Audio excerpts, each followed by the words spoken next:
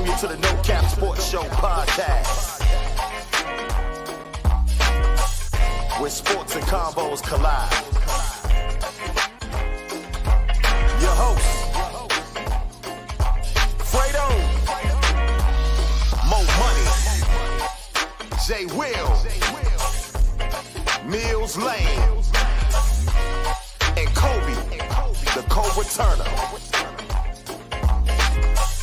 Authentic, unapologetic, no edits, no cap. Let the convo begin.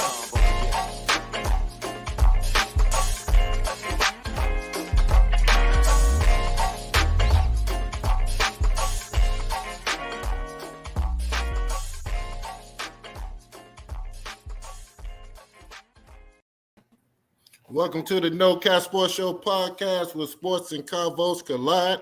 I'm your host, Kobe the Co-Returner. And I'm your other host, Fredo. And I'm just jumping on everybody's lines. I'm your other co-host, Mills Lane. And I'm your other co-host, Jay Will. Yeah, hey, look, fam, we got a special show this evening. We have ESPN analyst, reporter, superstar ESPN, Monica McNutt, going to be joining us momentarily. But until then, we got some stuff we want to chop it up about. Fredo, what you think about your mob, man? Hey, look here, man. Let me tell you something right now. I want to get this off my chest right now, man. Shout out to Jay Will. Shout out to Mills Lane. But here's the thing, guys. Yes, we are playing some good football right about now. I look here. My apologies to my defensive line. My apologies to Jack Del Rio. I will never call him Vanessa Del Rio ever again. So my apologies. Oh my God. Do people know who Vanessa Del Rio is? Wow. I do. Sorry, Jack Del Rio. My apologies. You proved me wrong. I don't know who she You is. get nothing from me ever again from a negative standpoint. But no, this is what I really want to bring up, guys. Just bear me for 1 second because something is actually bothering me right now, and I think it's going to bother you too. It's something disgusting. So just bear me for 1 second.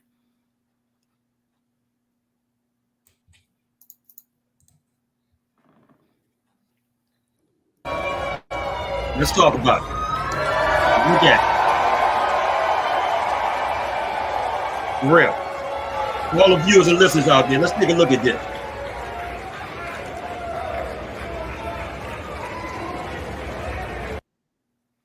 Now tell me what you think about that.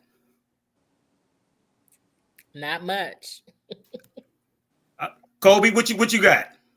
I mean, if this was a tribute to Sean Taylor, I'm really disappointed in Washington Commanders for this. I mean, to me, it just looked like an advertisement for jersey sales, but Right. this wasn't an effective way to make a tribute to one of the greatest Washington Commanders that we've ever had. I'm disappointed, and I think we could do much better. Okay, but we're digress right now because we got a special guest on. So let me fall back, Kobe, and let you go ahead and introduce this young talented superstar via ESPN. All right, welcome to the show, Monica. Thanks for joining us. No problem. I heard about that situation that y'all were discussing. I had not seen it. That is not good. Yeah, Not good at all. Hi, Monica. How are you? I'm well. How are y'all? Doing great. great. I So- swear that looked like it should be standing out front of Dick's Sporting Goods. That's what that looked like. Yeah. Absolutely. So Monica, I know you pressed for time, so we're going to jump right into it. We have a lot of questions to ask you, and I know our viewers and listeners want to hear you. They don't want to hear us. They want to hear all about you. Right. So we know what you are today. You're a superstar basketball analyst, host, reporter, ESPN. MSG Network. You're everywhere right now. But also, prior to that, you were a standout athlete. You were a superstar athlete, particularly basketball. And I know you was a star player at Holy Cross, and you went on to Georgetown and did your thing there. So I want to ask you, where did it start for you? When did who introduced you to athletics, and when did you know that basketball was your golden ticket to get you to where you wanted to go? Good question. I don't think. My parents collectively were in on sports, but my dad was a high school basketball official since before I was born. So it was actually a combination of track and field and tennis first. My mom used to take my sister and I to track and field. I used to go up to the tennis courts with my dad. Venus and Serena, every Black girl that's interested in sports, probably Black girls that weren't interested in sports, you remember the imprint that they put on you. And then third grade, I remember saying to my dad, Dad, I want to play ball, and I want to be good. And he's like, you want to be good? And I'm like, yeah. So third grade, I remember kind of starting to dedicate Saturday mornings, Marlow Heights Rec Center over in Temple Hills with my dad. Yeah, we just kind of poured our heart and soul into it. And it yielded a solid amount of fruit, I would say. So at Holy Cross, you guys had a really good basketball team there. Who was your rivals, and who was your individual rival? Oh man. So when I was at Holy Cross, I am 2 years behind Marissa Coleman, a year behind Kylie McLaurin. I think I'm blanking on her name. She's coaching now, but she was at Bishop McNamara. I think she was 3 years ahead of me. But the Parrish twins were still in town. When I came through the WCAC and got to Holy Cross, it was still stacked with a tremendous amount of talent. And so rivalry-wise, I wouldn't say we had real rivals until probably my junior year when some of those future All-Americans and WNBA champions graduated. I vividly remember being at Gallaudet. This had to be my sophomore year because I think Marissa was a senior in the WCAC playoffs. And we were getting crushed. St. John's not only had Marissa, but they had Brittany. I think, what's Brittany's last name? But Brittany went on to go to Notre Dame. They had a couple other folks that went on to do dope things. We were getting crushed. We were just getting crushed. But being the daughter of a referee, at some point Marissa was bleeding. And I was like, she has to get out of the game. There's blood on her jersey. And she's like, shut up, whatever. I'm like, no, ref, she has to get out of the game. I can't do anything without her. Please allow the rules to help us. And they went on to win that year. And, she went on to be a champion at Maryland. And is doing really dope things now that she's finished playing ball and retired from the WNBA. But I just remember that stout level of competition. And then I think by my junior year, we were a little bit more poised to compete. But Kylie McLaurin, who's a dear friend to this day, she just had good counsel, on her back, would not be denied. We played them in a regular season game, and I remember I had to guard her. And the whole thing was just be as physical as you could, right? Because Kylie's got 4 or 5 inches on me, could shoot, could post up, whatever. But I was going to compete. And the game ended up going into overtime. But I remember being so exhausted after that game from trying to bang with her. I don't know that I've been that exhausted ever in my life. So those are some memories that stand out to me. And then by the time we were seniors, my AAU teammate, Tanisha Harrison, was at St. John's and was sort of the head of the snake over there. And so I would say that our senior year, we had a rivalry of sorts. And we went on to win the WCAC title and then the city title. And it was just a good run. I have so many fond memories from hooping. I actually had a chance to see a good chunk of my teammates this past summer. I was inducted into Holy Cross's Athletic Hall of Fame. So that was cool. Congrats. Thank you. Yeah. And before I pass it over to Mills, what was your recruitment like, and why did you choose Georgetown? I think, I chose Georgetown because John Thompson Jr. was a legend, honestly. And even though he wasn't going to be my coach, I had been to Kennerly with my dad. I had been to Georgetown games with my dad. I had watched the way that my dad and my uncle sort of light up when it came to Georgetown basketball. And so I didn't necessarily comprehend all the history that Big John was making, but I knew that Georgetown was special, and I knew this man was a big deal. And so on my recruiting trip, very strategically, shout out to Terry Williams-Flanoy, who was my head coach when I was at Georgetown, you go and sit in his office, and you are in the presence of literally not just a physical giant, but a giant in the sport, a giant in Black history. And I was just so blown away. So part of that definitely left an impact on me. But I remember wanting to go and be a part of a program that I would play in and my name would be in the record books. Like I was recruited by Maryland, but I didn't want to go sit behind Marissa Coleman, right? Like I was recruited by West Virginia at the time of the old Big East when it was like 6 to 8 teams ranked consistently. True. I wanted to go and play. And so Georgetown to me felt like a program on the cusp. I remember pointing out that I had never played for a woman, and Terry Williams-Fenoy was a Black woman at the helm at that time.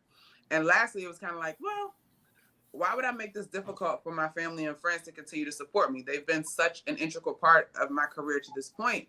I remember saying to my mom, if I want to pretend like I'm in Africa, I don't have to acknowledge y'all. But if I want to come home and do laundry and get something to eat, like I can come home. Like, you know what I mean? So I think all of those things went into me landing on Georgetown. Ty Evans was actually the assistant that recruited me that left as soon as I got to campus, but I love Ty to this day. But he was very attentive in the recruiting process. They were down the street. They were at my games consistently. But, you know, I got recruited by a handful of teams in the Big East. I remember DePaul, West Virginia in particular. I visited James Madison, who's always very good. Kenny Brooks is now at Virginia Tech. It's really cool to see what he's been able to do at a big school. All the Ivy Leagues. My mom really wanted me to go to Princeton. I was like, girl, like, I don't want to do that. You would have played, though. You would have played. It's true. I was like, Mom, I want to play, but I also want to, like, go to the NCAA tournament. Like, I want it to be, like, real basketball. Right. Okay. You want to go to DC Live. I don't know if DC Live was open yet, but right. You want to be around some folks. I have tons of fond memories from my days as a competitor. Well, awesome. Monica, I first I want to acknowledge your dad. We don't teach together, but he teaches at the lower campus. I teach at the upper campus. Oh, okay. And I do the student newspaper there. I'm the advisor, and my students just did a spotlight on him. So I can't wait to meet him in person. But I also want to say another thing we have in common. I started my journalism career at ESPN. I was a production assistant way back in 2000, from 2000 to 2003. So the real old heads of Black Girl Magic was there, and I'm so proud to see you there because we didn't get the opportunities that you and young women of color now are getting at ESPN, and I'm so proud of you to be, you know, not only on ESPN but doing your thing on MSG Network as well. And I love to do games at MSG. It's something about that dark need lights on arena. But I want to talk to you about the disparities between, you know, women's and men's sports. Just this past weekend, they had a tournament in Vegas where it was held in a ballroom, which is, you know, okay. But the event organizer did not think that bleachers were necessary. And that's just one, you know, example of, you know, just the disparities. A couple of years ago, the NCAA tournament, the weight room, you know, they had some dumbbells, maybe a treadmill for everyone to use. So I wanted to ask you, you know, where do you see the issue? Is it the event organizers? Is it just the money not coming in? I mean, at ESPN, I was there when we bought the rights to WNBA. So I came in that point. So I was always a fan, you know, when the Mystics sold out for 5 years straight, like I was a rider, you know what I'm saying? So the disparity is just really frustrating for me as, you know, a former athlete, a former, you know, working for ESPN in a journalist capacity. What are your thoughts? I host a podcast called Salad Series, and we have these conversations with different thought leaders from different industries. And we had Mark and David Shapiro on. One is an exec with Toronto Blue Jays, and the other runs this giant mentorship company, basically. And they gave us a quote from their dad, who said that urgent problems require patient solutions, which is sort of counterintuitive, but that is the way it works. Are there still disparities? Absolutely. Do they need to be addressed? Absolutely. Is this something that we're going to see overnight be solved? No.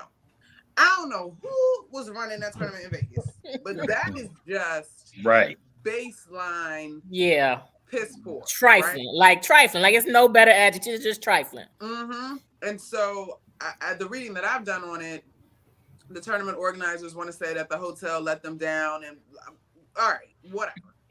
This is not okay. And beyond the aesthetics of it and the fan experience, how you not going to have paramedics on site? Like, what do you think we're doing? Yes.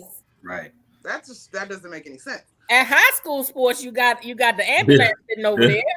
100%. And so I think that is a bold blunder, and I would echo Coach Terry at Indiana in terms of that being a step back for women's basketball. But I would venture to say that on the collegiate level is don't say an the exception. Norm. No. Okay. It's an exception to what is now expected as a norm and a standard. Thus the outrage, right? Like we've moved past the stage of just put the girls over there so they can play, right? But I do think it brings a point back to the forefront. And I know this was something that I continue to mention as we celebrated the 40th anniversary of Title IX last year. The idea that equal opportunity is just the beginning of the conversation. Mm-hmm. There's a boys tournament, there's a girls tournament. Cool. That's not where it stops. There's a boys tournament that maybe has been marketed, that the swag bags look different, that there is support garnered in a community. There's a girls tournament that needs to have the same opportunity to grow and to reach its fan base. Yeah. And so I think the idea of Title IX, take away men's volleyball, add women's sport X, like in theory, it's more than just counting the opportunities. What does the investment look like in the opportunities? What do the support in these opportunities look like on the women's side? And so I'm encouraged by the progress that's being made. I am not disillusioned in that there needs to be more progress made. And I think now, I was actually just scrolling through Instagram earlier, and Kelsey Plum is doing sort of a media tour and reminding people the issue that the WNBA players have taken a problem with is not that they want to be paid the same salaries as the men. They want an equal share of the revenue, right? Yeah. So that's a completely different conversation. And so I think if you're going to have this conversation, hopefully with an ear to learn or an ear to hear at least, you got to understand the nuance, right? But in general, I think that this generation of women is moving from we're just grateful to be here. And I will be honest, I am challenged by this group of women because I remember being in college and looking at the disparities. I love my university, but being like, the boys get this, that, and the other. I got more tournament wins than them diamonds that are in my class. Like, what's up? You know what I'm saying? But then in the back of my mind, also being like, well, my education was free. It's cool. Like, right. So I think I have even been challenged in this okay to be grateful and to push for more because you deserve better. Right. I love that. Thank you. How you doing, Monica? I did a little bit of research on you with your basketball career because I know you as the analyst on ESPN. So I see you last year at Georgetown. You averaged 11 points, about 4 or 5 assists, shooting 40% from the field, correct? Sure. Seeing those numbers as a female basketball player, that's good enough to get you to the league. So what made you choose to be an analyst versus pursuing further in basketball, going to the WNBA? If I'm honest, I was scared. I didn't think that I was good enough to go pro. What? Wow. That's tough, y'all. Like even today, like Elisa Kunane went top 5, I think, in last year's WNBA draft. Definitely lottery and didn't make a roster. So I think for me, I was like, I don't know if I got it. 2 things. I was a little scared, if I'm completely honest with myself. I don't know if I got it. I don't think I'm good enough. But I told y'all 3rd grade, like it had been basketball all my life. Like I was kind of excited to take on some new adventure. Right. And media was going to be that. Don't get me wrong. Tomorrow I'm going to go hoop at the Nike headquarters, and I can't wait. I'm so excited about it. I love to do that still, and it is one thing that I miss every time I'm in an arena, right? Even in my capacity as a reporter now. But I have so much respect for those women, and I wasn't sure that I wanted to continue to give the game that much in that way. Right. I don't look back at my career and have any regrets. Maybe I could have given it a tryout that would have added to my reputation on the media side. Maybe I make a roster for a year. I don't know, but I'm okay. Like I think things have worked out just fine. I love the game. I don't have no college debt. The game has been able to inform my professional life and my personal life in many ways. So I'm excited. I will say that I take a lot of pride in being a teammate to a WNBA champion, now retired Sugar Rogers, who's an assistant coach at William & Mary. That's my dog. Like, beyond my teammate, that's my friend, and I'm very proud of our friendship and the things that we were able to accomplish. That's dope. What you got, Mo? What's going on, Monica? How you doing? I'm good. That's good. So everybody has someone that inspired them. So who inspired you to hoop? And then in media, who is the person that you try to model your personality after?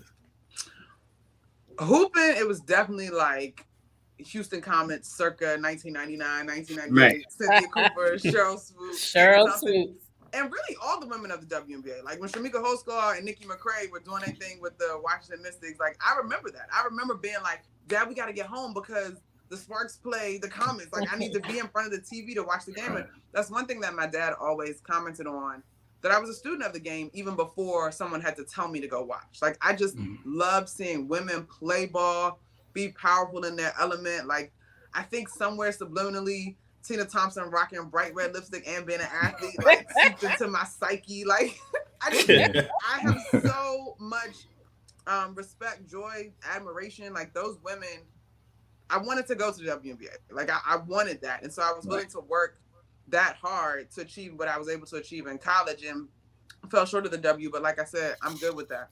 When I think of television, the first woman that I think it really registered was doing something that I would want to do would definitely be Robin Roberts. And then I think of Doris Burke, honestly. I remember meeting her in college when she was calling our NCAA tournament game. And I'll never forget, like, I hit a corner three. We were up on UConn in Philly in the Sweet 16. And the bump as she goes to break is you felt confidence when she walked in the room. And that's what she's playing with tonight. And she's talking about me, right? Like, y'all, I still get a little bit emotional because we should have won that game. And I do think that my life would be slightly different, but everything has turned out quite well. And so I think Doris was covering basketball, period. Women's college basketball, men's college basketball, NBA, WNBA, like, and that's how I feel. Like, I love the game, like, because buckets are buckets. And so I hope as I continue to matriculate through my career that I get back to the analyst chair. That's definitely a goal of mine. But I don't mind sitting across, the table from Stephen A. or whoever else and offering my opinion. I have a slight hang up about women being in positions to opine as opposed to just direct traffic. That's not, and I can do that. I'm a wonderful traffic director, but that's not really me. Yeah. Gotcha. Thank you. All right. First of all, I want to say shout out to your 2011 Hoya team with you, Sugar Rogers and Ruby Lee Wright. Y'all put in some work. I saw that game when you beat Maryland to advance to the Sweet 16. So shout out to you. I got some questions. Can you explain to us why Dwight Howard is not in the NBA? Because he's goofy. He's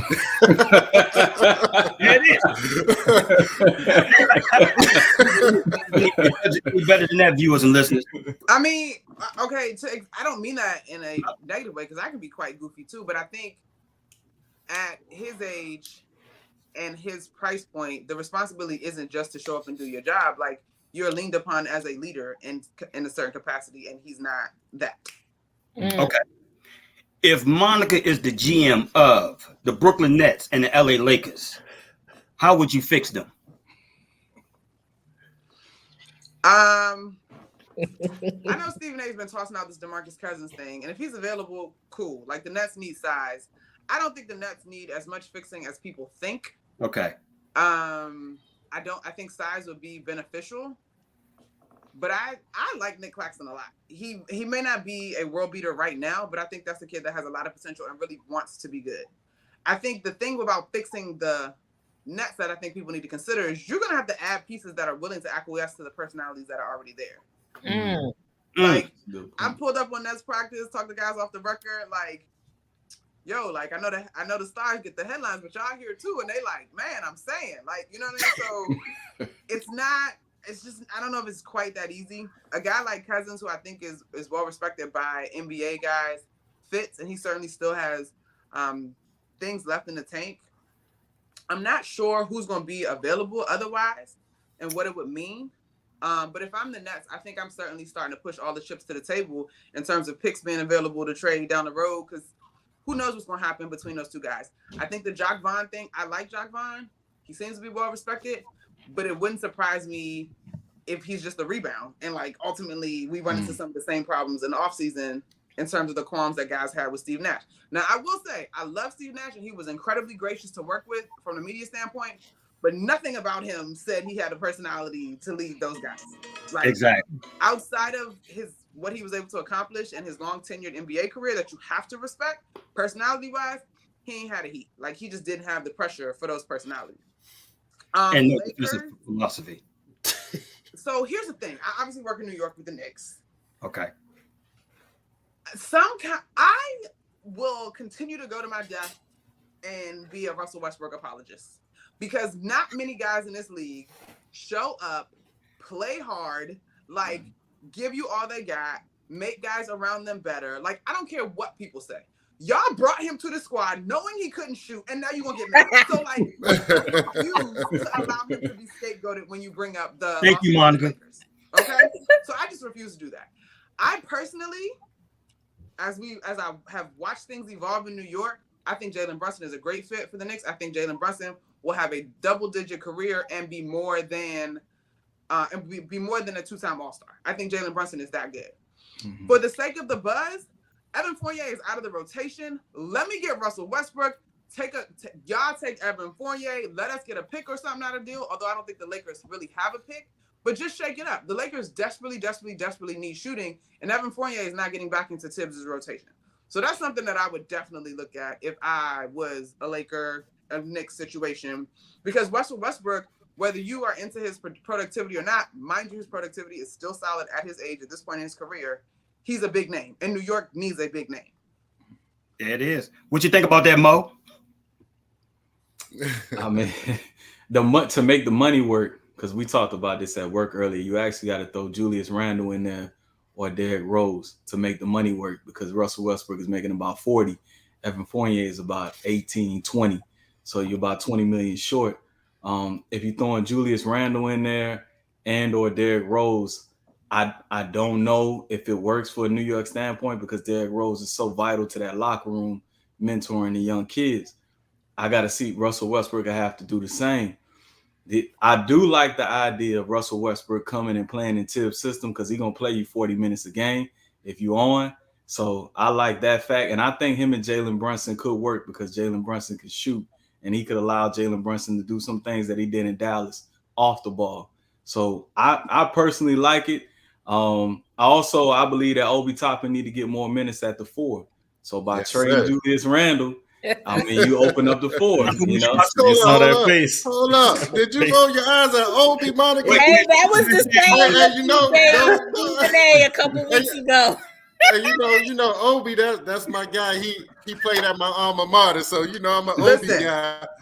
I adore Obadiah Toppin Jr. Just the second. I adore him. I adore Emmanuel Quickley. Those are my guys. Talked to them on draft night. We've kind of been attached at the hips in that way with this organization.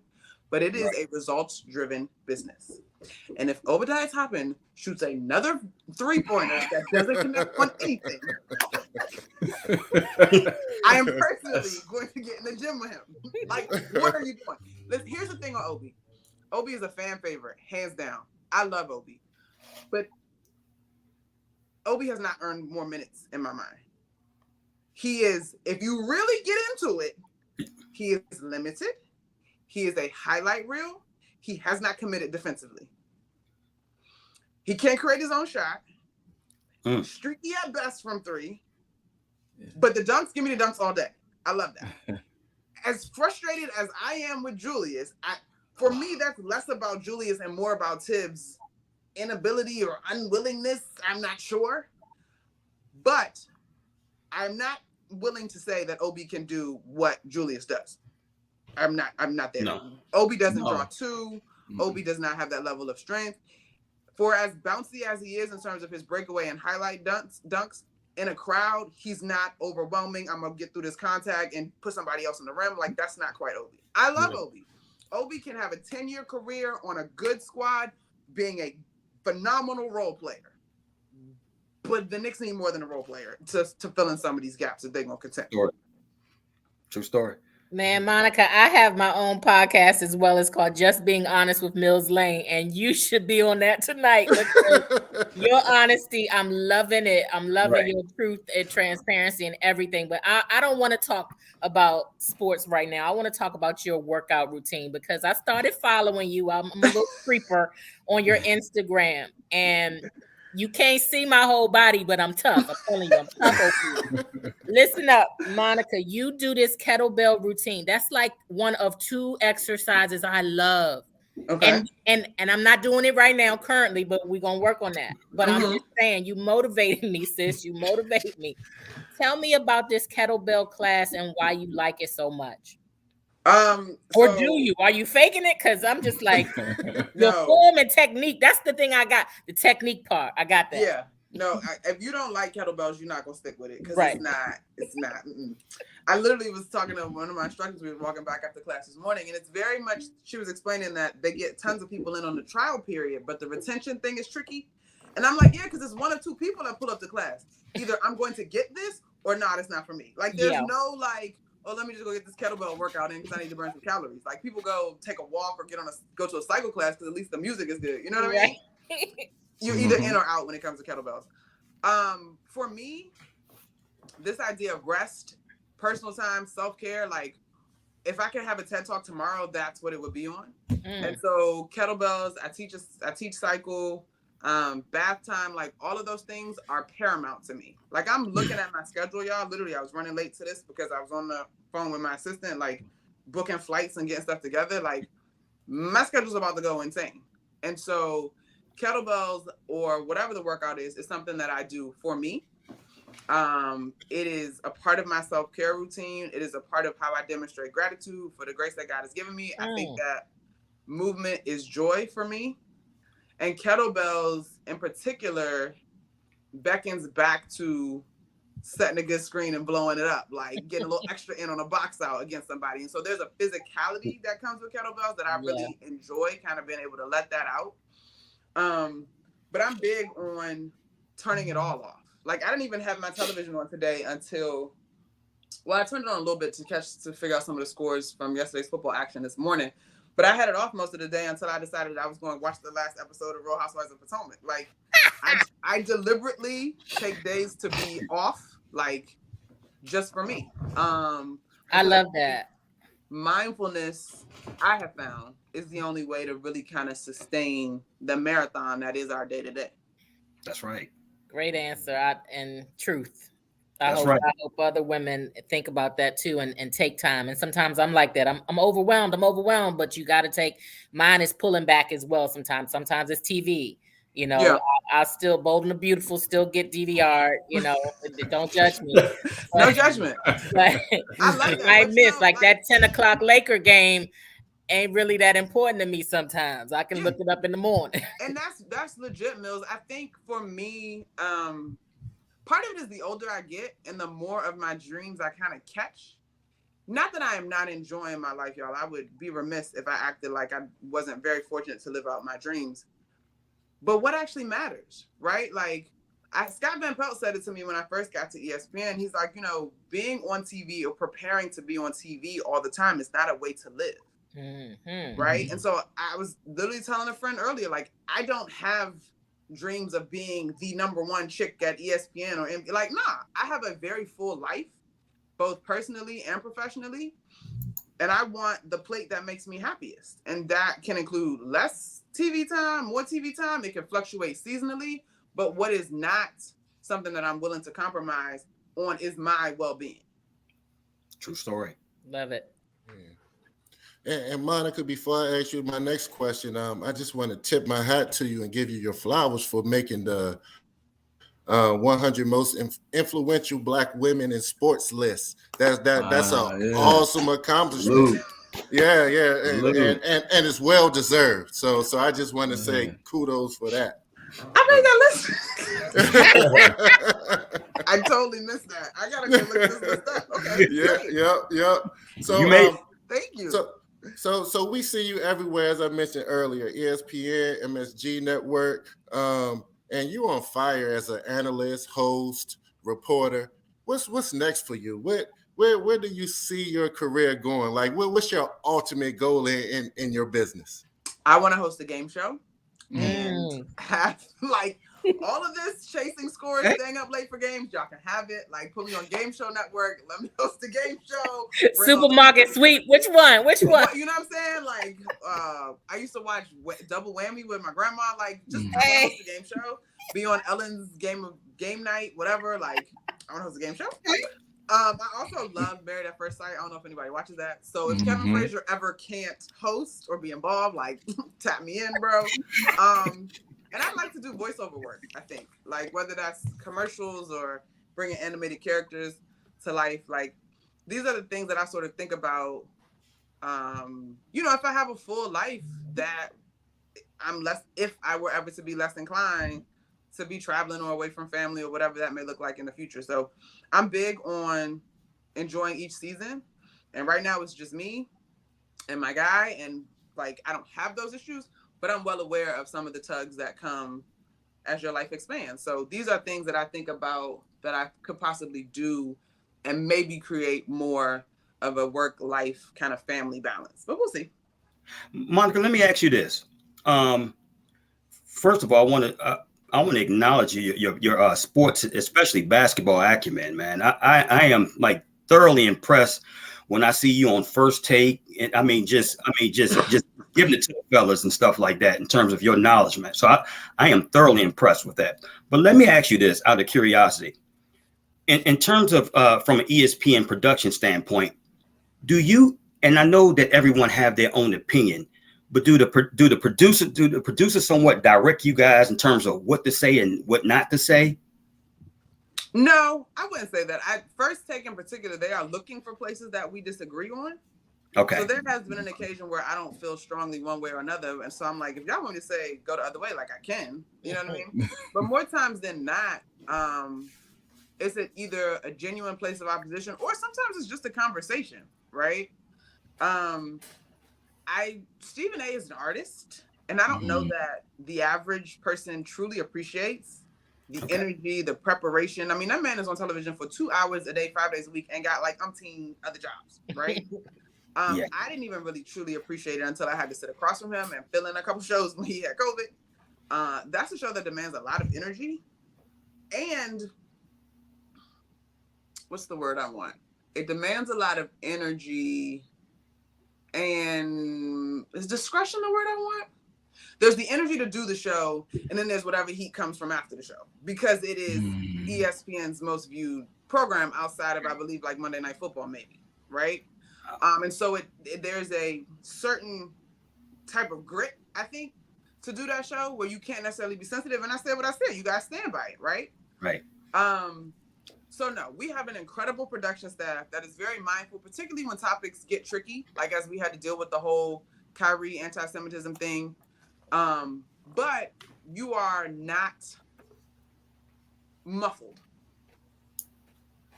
So if I wanted to come on the show to address the topic that was being discussed, then you have full board, right? Like if I had been sitting across from Stephen A the other day, he was talking about Jerry Jones, I'd have been like, you gotta stop. All y'all gotta stop. You gotta stop. Like, y'all gotta stop. I'm not doing this. That's right. Thankfully, I wasn't on that show because, but I think we have a tremendous production staff. We have a tremendous research department. They will support you and help you figure out ways to support your points. And not just for First Take, but for other shows. If I'm doing Sports Center, I want to dig into the numbers, or Around the Horn, like I want to dig into we just have incredible resources. And I always try to give props to our producers and our researchers because they really help make you shine. Like, it's your personality and your basketball acumen or sports acumen that kind of draw people in. But I know when you can drop a good nugget that the research team helps you with, like nothing quite hits like that does. Right. Kobe, don't kill me. I got to sneak one more question in, guys. One quick question. Go ahead. I want to know about the situation with Brittany Griner. Like I said, being as though that, like I said, she's in the Russian prison. And like I said, we got this administration working real hard, just trying to get her back here. Just want to know your thoughts about that? It breaks my heart. Like, I don't know. I would not consider myself an empath. I have friends who really feel that, and I've watched how they are tormented by the issues around us. But that is a situation that really genuinely breaks my heart. I understand the statement if that was LeBron James. I think that statement is a bit of a disservice to the intricacies of the situation. Mm-hmm. We are dealing with an unstable leader and an unstable government. Like, this thing is political. And so, as a member of the women's basketball community, as a fan of Brittany Griner, as a supporter of Brittany Griner, as a Black woman who fully understands that she has an identity that sits at the intersection of so many things, woman, Black, queer, it's a whole lot. But then there's also the part that I'm an American and I understand foreign policy and I don't want us to come across weak. Right. So it breaks my heart. I hope, believe, pray that when President Biden and this administration says they're doing all that they can, they are. Mm-hmm. But we are also dealing with a completely unstable other side. Right. Takes two to tango. So I don't know, y'all. Like, I remember early as it was evolving, and TJ Quinn, who's done tremendous reporting on it, there was first the keep it quiet because Putin wants the attention. Then there was bring as much noise as possible because we need to now put the pressure on our government. And the other side is just so unstable. Thoughts and prayers. Like, I know people say that sort of sarcastically now, but I feel very much helpless. And so the whole thing breaks my heart. I do my best to keep her family, her wife, Sherelle, and Brittany herself in my thoughts and prayers. Like, I don't know what this looks like in terms of her ever returning to the game. Like, she's someone who has been vocal about mental health stresses, right? She left the bubble the WNBA season that was down in Bradenton, Florida. I cannot imagine. I mean, I pray for her strength and her fortitude. As I've listened to TJ Quinn on various opportunities, he reported that Paul Whelan at least got to talk to his parents every day from this camp that he was also sent to. Mm-hmm. It truly breaks my heart, y'all. It is one of the more unique situations I think that we'll document in American history. Yeah, I agree with that, Monica, and we've talked about this a lot on the show, but just this situation is built to break you. Mm-hmm. And if it could break a lesser person, right? So same thing. Our hands are tied. We don't know what to say. We don't know what to do. We want her to come home. Do I think she will return? Yes, but will she return the same person? Absolutely not. Mm-hmm. And that's the bad thing. Right. Thank you, Cole. Oh, no problem. So look, to respect Monica's time, because I know she don't have a lot of time. Fred, why don't you go ahead and explain the rapid fire, and we ask Monica some rapid fire questions. There it is, right there. Enough said. Enough said. So Monica, you might as well just go ahead and get yourself ready right now. I got a couple to ask you, and then Cobra's gonna follow up, so we can go ahead and get you out of here. Go hip hop. Who? Go. You come on. You from Suitland, Maryland? I didn't hear the first part. Go or hip hop. I didn't hear the first part. Go always. Okay, there it is. Okay, what band? We were big TCB. Okay. No, we were big CCB in high school, but obviously UCB is a song that everybody knew, whether you were from the area originally or not. Everybody gets down with a little sexy lady. Like, come on. It is. You got it. Okay, Her or Ari Lennox? Oh, I love both of them, but we gotta go with the crib always. Although, did Her go to Duke Ellington? No, Ari went to Duke Ellington. I think she did. I know Ari went to Wilson as well. Okay. Favorite quote? My favorite quote? Yes. The signature on my email is what is the signature on my email? May your future be shaped by your hopes and not your fears. Nelson Mandela, something like that. I'm messing it up. Okay. What good? I can't hear you. What would Monica McNutt tell her younger self? Be patient. Be patient for sure. All right. Last question. KD or LeBron? KD. Oh my God! You just made Fred's life. I mean, This lady, man. I mean, she's a little biased, you know. I'm 100% biased. It's not PG bias. 1,000% biased. I'm not even gonna hold PG you. Like, I'm adjacent. gonna explain myself. I don't even want to ask my questions now. I'm a little upset at that one. Listen, I think both of those men are phenomenal. I don't know that we're gonna get another LeBron James. I think KD will be a little bit easier to emulate. I don't know if you could quite duplicate it, but he's a little bit easier to emulate just because he isn't quite the physical specimen that Bron is. But what I think of like prototype basketball player, beautiful game, not just quite powerful game, I think KD before I think LeBron. It is. Me and you both. I agree. I agree. Yeah. And look, we got a KD 2.0 coming in. Victor, what's it? Wembanyama? Yeah. So look out for him. Wow. All right. DC or DMV? I am a homeowner in DC, but I grew up in Prince George's County, so I gotta go DMV because, like, I gotta go DMV. Here's the thing. It's always so funny when people be like, where you from? DC? And, like, if you talk to somebody from DC for real, you be like, DC? Laurel? That's DMV, my guy. Georgetown or Maryland? Are you kidding me? Next question. Stephen A. or Wiley Zerbiak?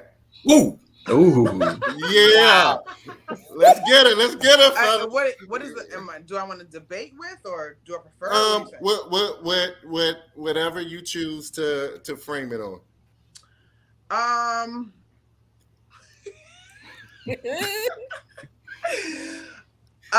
gonna go Wally. Not by what? It's so funny doing first take. I'm gonna let y'all in the insider secret. You get up, you're like, okay, you're on first take. How much do you have on this topic? If you really got something you need to get out, you need to get it out before Stephen A. starts talking. Because you're not getting the mic back. Unless you like interject because he's saying something wild and you like make a scene. I feel like Wally and I have more like hoops conversations. Stephen A. and I are a little more hoops lectures. All right. First take or Around the Horn? Around the Horn, easily. Around the Horn is like one of my favorite shows to do at ESPN. It's different voices. It moves much quicker. The two shows are very different. In fact, Emily Kaplan was getting ready to do First Take over the summer, and we were like texting because she was like kind of nervous. I was like, girl, don't worry about it. If you're on First Take and you don't know what to say, all you got to do is repeat what the person said and be like, you actually believe this? Be like, incredulous. And they're going to start talking again and you ain't got to say nothing. Like, whatever. Candace Parker or Lisa Leslie? Oh. Man. I mean, you got to go CP3 because of the versatility of her game. Like, and I think Lisa would say she also didn't have that. But out of respect, in terms of one of our legends, I mean, Candace is going to be a Hall of Famer too. But like, there's no WNBA if Lisa Leslie's not part of that 1996 Olympic team. Like, we're talking about founders of it all as we know it today. So you got to pay homage to Lisa for sure. Yeah. Okay. And last rapid fire: Jamel Hill or Malika Andrews? Jamel all day, all day. Yeah, and Malika's great. She's very talented. Jamel's my people. Like Jamel is what you see is what you get. Jamel has been very diligent about lifting as she climbs. And some of these things may be in the future for Malika, so I want to be mindful that I'm not knocking her. But Jamel Hill is part of the reason why I can sit in a chair and do what I do. Like, I saw someone doing it. I don't know that I would ever take as much heat as she is taking, and she's obviously gone on to do bigger and better things away from ESPN. But, like, I don't know if people really get how important Jamel Hill is to the culture, to the fabric of sports conversations, to the higher ups. Now, even thinking of women and Black women in particular as a part of these sports conversations in a very powerful way. So Jamel easily. Nice. Okay. So I have one final question for you, Monica, and then we'll let you get out of here. I want you to name your top 5 women of all time and your top 5 men of all time. Hoopers? Wow. Women, I always really lament that I didn't have a chance to see Cheryl Miller in action for real. Mm-hmm. The other day, I was actually watching an episode of A Different World that she cameos on, which is like hilarious. I said I gotta put her up there just because that legend I think is crazy. Cynthia Cooper was one of the first hoopers that I ever was like, yo, like I want to be like her. Baller. I think Candace is, you know, a first of her kind on the women's side. Although Cheryl is probably the first of Candace, but like I said, I didn't get a chance to see her really do her thing. Candace Parker would definitely be on that list.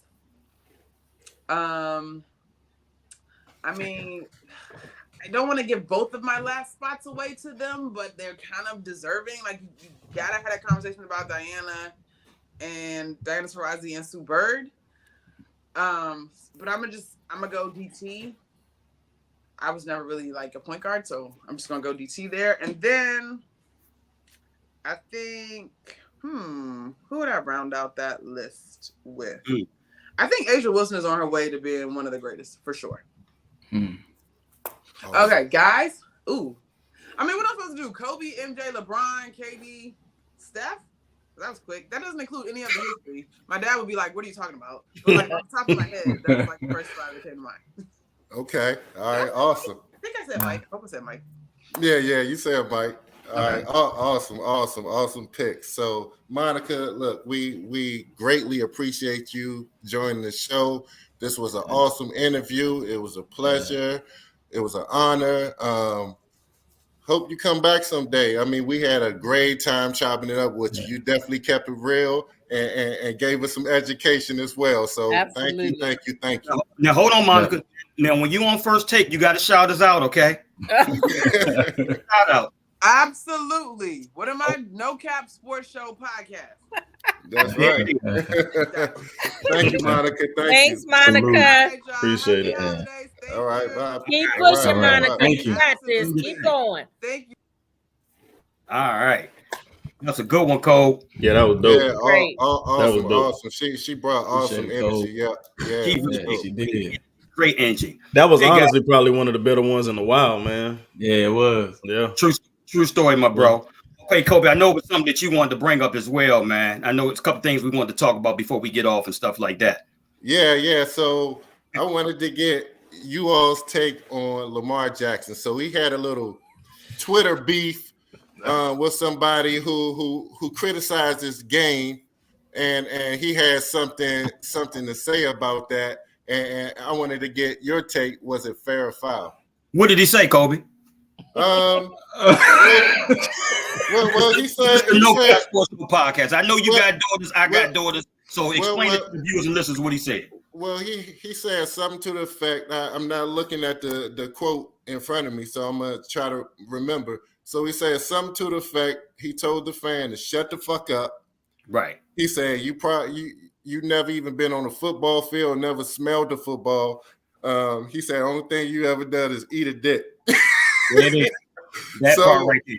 So, and I mean, I get it. You know, you out there pouring your heart out on the field every night, and then you got some dude that just got Twitter fingers, just want to make this negative comment about you. At some point, I don't care who you are. If you're a human, you're gonna respond to that type of nonsense. And I definitely give him a pass because Lamar Jackson is somebody who's always done and said the right thing.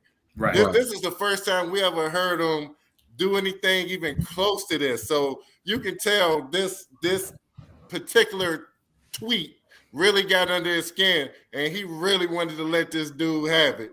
Yeah. And the real Florida came out right there. Because okay, no, we know. Yeah, we know. Go ahead, Cole. We hear you.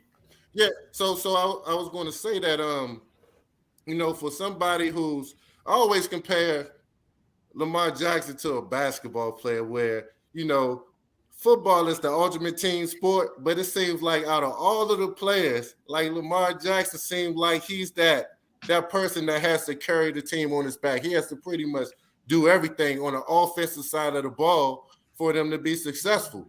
I mean, he has to show that he can pass the ball around and make his receivers better, because we all know he doesn't have those big name weapons on the perimeter. And then he also have to be effective as a runner, just to open up lanes for his running backs. Because I think if he just decided, I'm not going to run at all, I'm going to just hand the ball off, I don't think his running backs would be as effective. So, for somebody who, the man put up 28 points, 27 points, or whatever the case may be on Sunday, had a beautiful drive to go up 7. At what point are you going to get off Lamar Jackson's back and say, defense, stop somebody? Yeah. I think I heard Ryan Clark say that in the 4 losses that Baltimore had this year, it's the worst 4 quarters a defensive team has had in their history. Not this season, in the history of NFL football. So what else can you do? You're going in the 4th quarter with 2-3 touchdown leads. Stop somebody. That's all we ask you to do.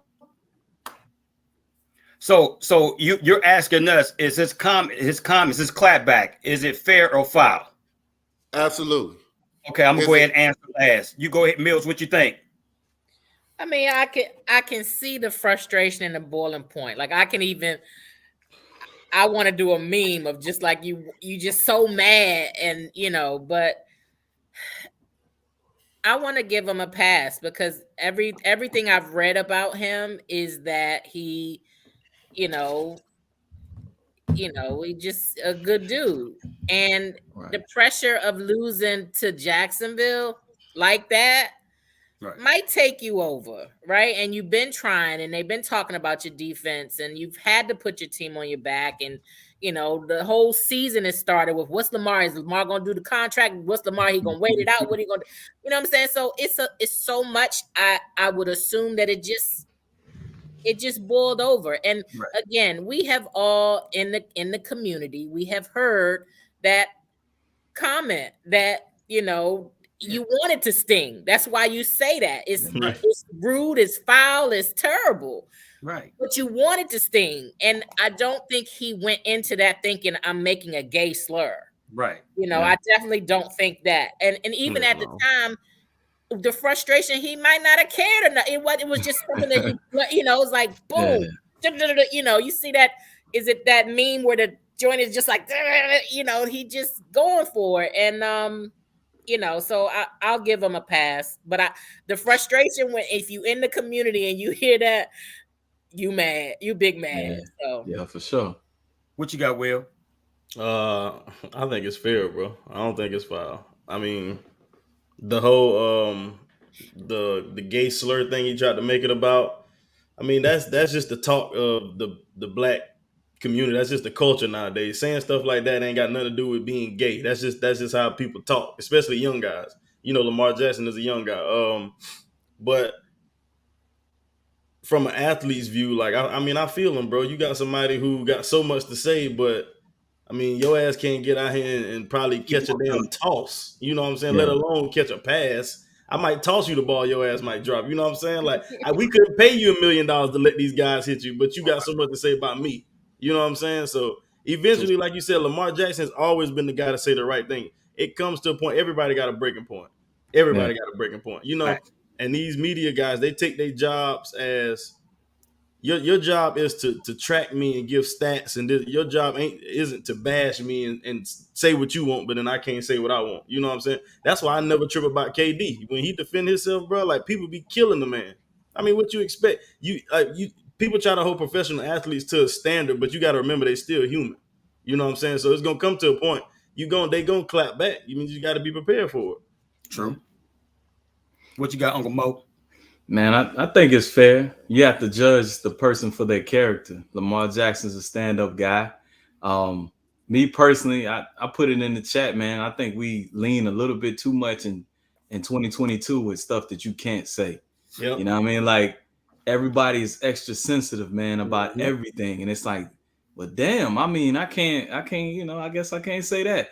But the other thing about Lamar Jackson, and I've been saying this for a while, man, I know me and Kobe go back and forth on him, but my whole thing, and I said this to Fred and Jay Will last year, man, he going to have to leave Baltimore. He going to have a lot of frustrating days. This is not a franchise that is used to having offensive players like himself. They don't draft outside offensive linemen like that.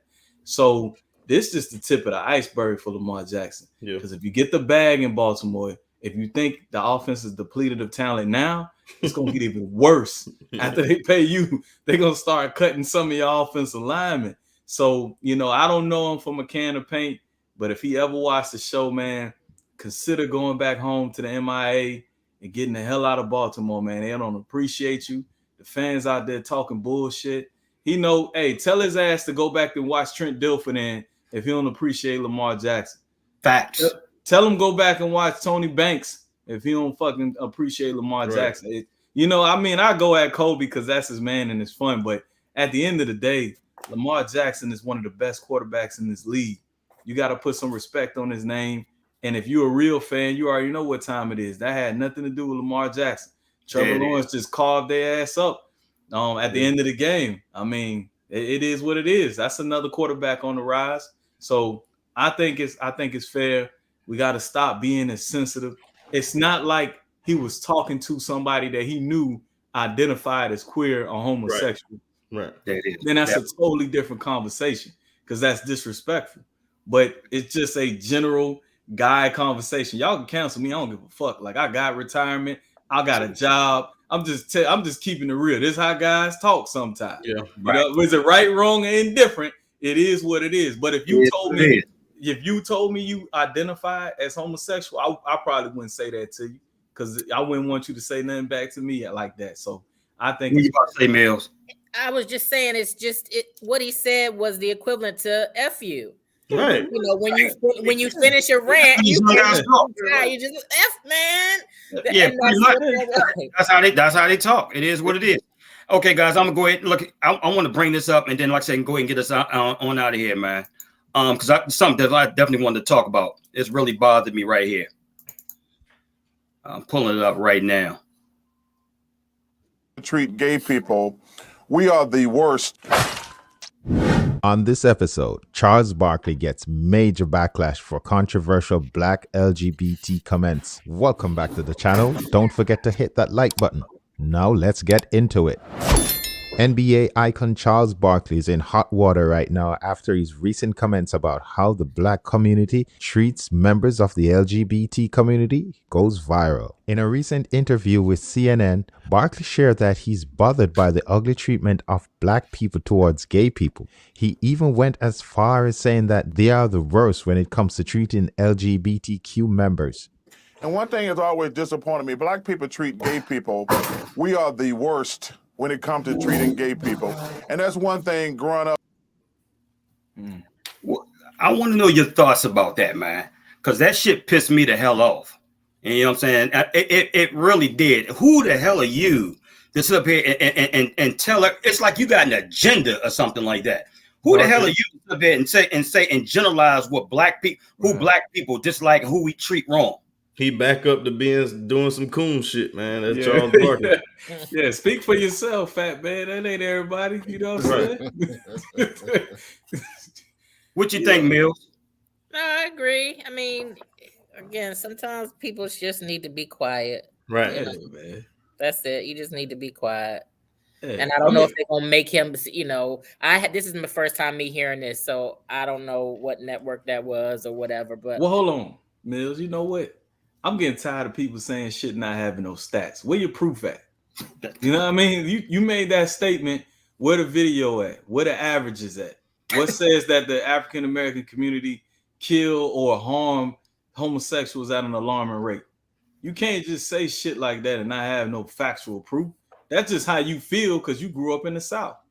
You know what I mean? And that's probably what you grew up with in the time that you grew up in your era.